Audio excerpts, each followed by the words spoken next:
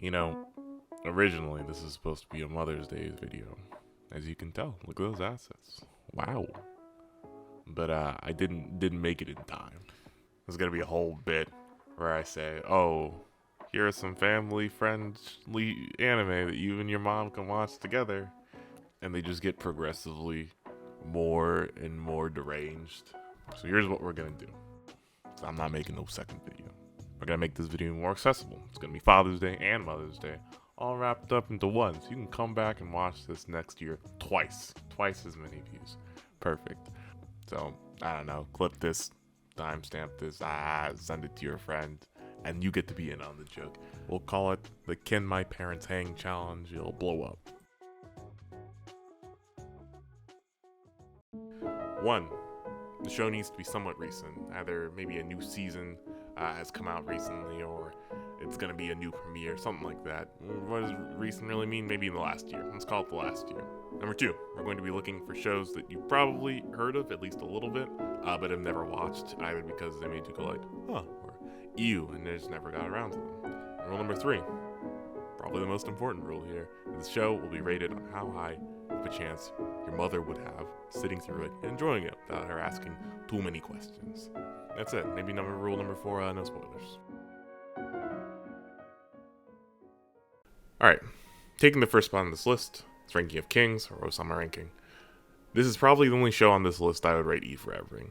And even then, I probably wouldn't play it in front of, like, a room full of kindergartners. But for your mother, good old Mother Hen, well, I think it's probably right up her alley.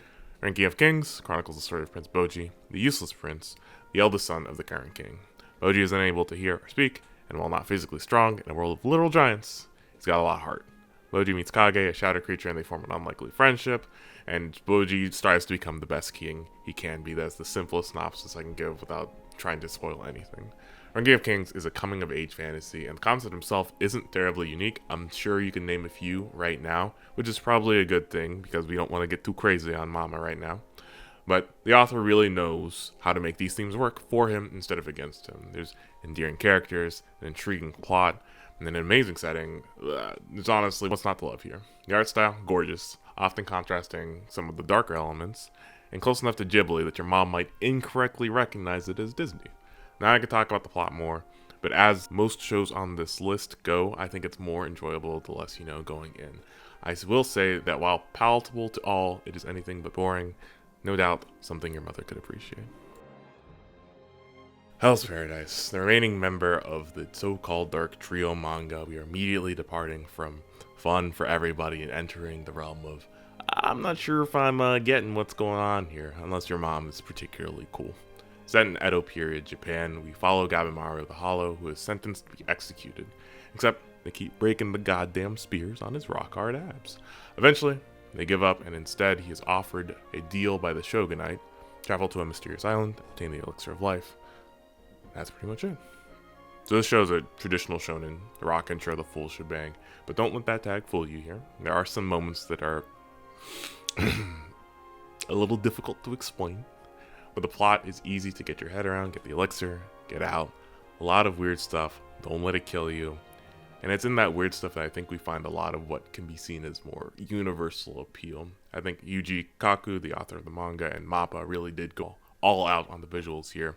And the setting here, I think, is really something that can be enjoyed by most. The divine hell theme is really fun. It's fun as hell. The two sides of this coin kind of come together to form something truly disturbing. Truly Hell's Paradise. That's the name of the show. An uncomfortable watch for your mother, probably. But still something that I think you can work through without too much effort, as long as your familial bond is strong enough. Tengoku Daimakyo, Heavenly Delusion, is going to be the next list up on this list. I think it is a pretty easy watch because it has very movie-like qualities. Standard anime stuff that we're kind of used to. A lot of those tropes feel like they've been dropped. For instance, it's set in post-apocalyptic Japan rather than high school, which I think can be appreciated not only by me and you, but by your mother as well, because there's a lot less explaining to do. A lot less culture to get past that they might not understand. I feel like I'm repeating myself, but the show is better going in pretty blind here. All you really need to know is that there are monsters, and there's a elusive heaven that our two pseudo-main characters are trying to go through. The characters in the show are another really standout moment that it has. They're really natural. It feels like I'm following two friends, two compadres, that kind of Batman Robin duo, that Starfire Robin duo, that Beast Boy Robin duo that, we all know and love. And there's some really emotional moments that happen pretty early on in the show. Usually I'm not a big fan of dropping that kind of heavy stuff too early on, but I feel like the showrunners did a really good job of bonding you to the characters early, and I actually care about them. I'm invested in their story. And then the show kind of details their journey for that as mystery and intrigue develops, and as you find out more and why the world is like the way it currently is and what the monsters are. But yeah, I think this one's a pretty easy sell because it feels a lot less like anime than a lot of these other things on this list do. For better or for worse, maybe you want to watch anime with your mom, I don't know, and I don't judge.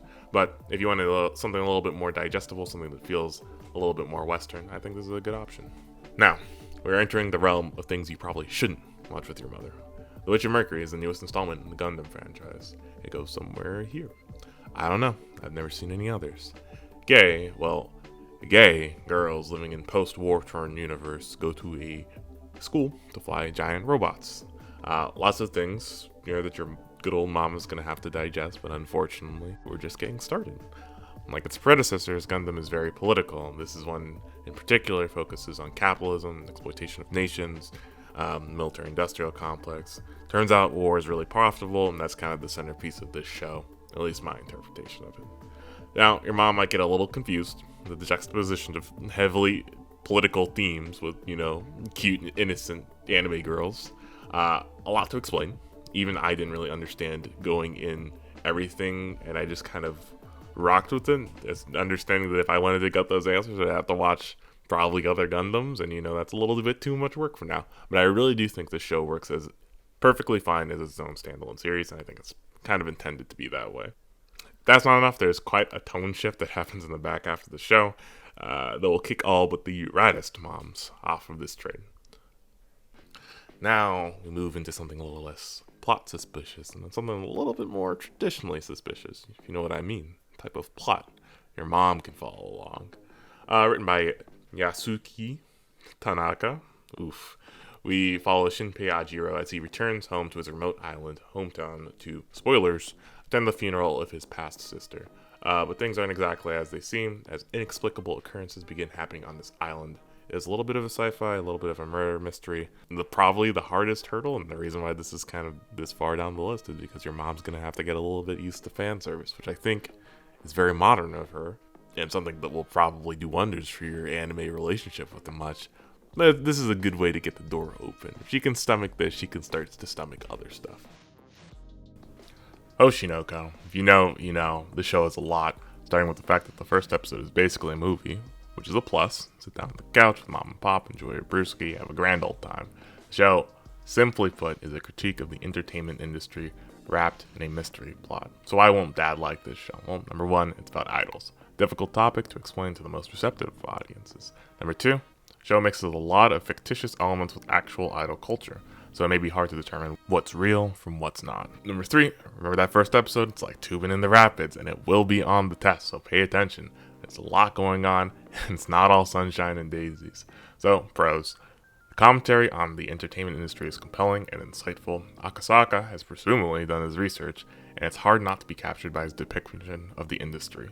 If your parents are willing to dive into a culture that they don't know about, then this might be for you. Still wouldn't recommend it. They probably won't get it. You'll probably just get a lot of questions. Didn't talk about the plot with this one. Just way too many spoilers in the first episode for me to be able to do that confidently. So, just gonna let you go in dry. Your mileage could vary. It could be a little bit lower on this list depending on how accepting your parents are. Maiden Abyss. We are nearing the edge of the list. That's probably a good time for this show to show up. We are not here for a good time. We are not here for a fun time. But we are here for a very interesting and compelling time. I cannot say I recommend watching this one with your mother. In fact, I'd probably say just the opposite. Do not watch this one with your mother. Maiden Abyss follows a town surrounding a strange, giant hole descending deep into the earth, which is known as the Abyss. People go down, looking to make it big, but things get more dicey the deeper you go. And returning from the Abyss can be just as dangerous as descending, as the curse of the Abyss, a mysterious and potentially fatal malady, manifests upon ascension. The deeper one goes, the more acute the effects are. few have descended to the lower regions and returned to tell the tale. We follow one of very many orphans who wants to descend the abyss to seek out her mother, a legendary delver presumed dead after taking the last descent into the abyss. This is possibly some of the best world building that I've had the pleasure of seeing in a while. Every time this show has a new season, it's a pleasure. The abyss is so strange. It's as cosmic horror in a kind of sense, if cosmic horror could be lush and beautiful. There's a mysterious past in the world that we slowly uncover with the main character as we descend deeper and deeper into the inhospitable abyss. If your mother's a fan of fantasy, then this might be a show that you can enjoy. So why can't I co-sign this? Children are subject to quite horrible things in this show. Well, everyone is subject to quite horrible things in this show. But children get a particularly raw deal. And that is what we in the business call a tough sell when it comes to mothers. The show is going to rip your heart out, deeply disturb you constantly. Beautiful and horrifying at the same time. I personally would not watch this with my mother, but you do you. Unless your mom can hang. And I mean really hang, like she's real chill like that.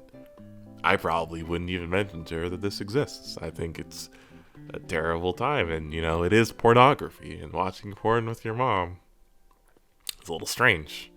Gotta question your attention, what you're doing, what you're getting out of this, I don't know if I can really describe the plot, but there is a lot of resentment in the plot. I can say that much. A lot of resentment, a lot of revenge, a lot of anger. Not exactly fun for the whole family.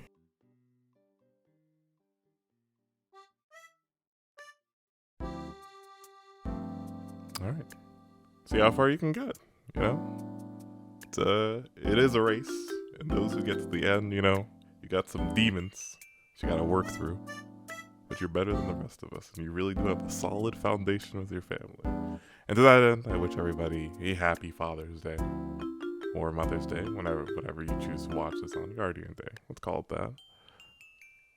More videos soon. Hopefully. Probably not, but hopefully. Thanks for watching.